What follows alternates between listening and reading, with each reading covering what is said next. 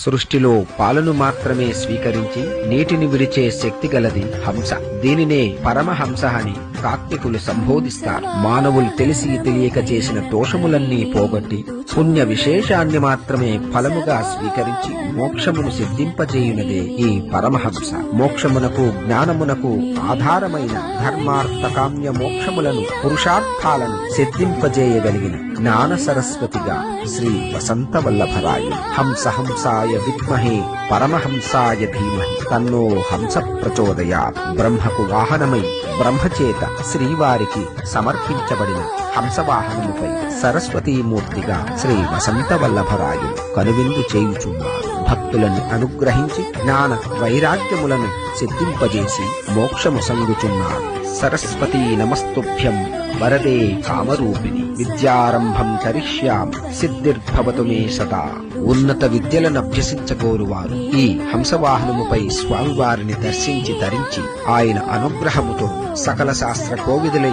ఉన్నతిని పొందుచున్నారు. ఈ సరస్వతి అనుగ్రహము చేతనే ధర్మాచరణ పరాయణులై జీవన మార్గాన్ని సుగమము చేసుకుని అనంతరం శ్రీవారి అనుగ్రహముతో మోక్షమును పొందుచున్నారు. సరస్వతి అనుగ్రహముతో సకల జనులు సకల శాస్త్ర కోవిదులై ఉన్నతిని పొందురుగాక. స్వస్తి. శుభం భూయా.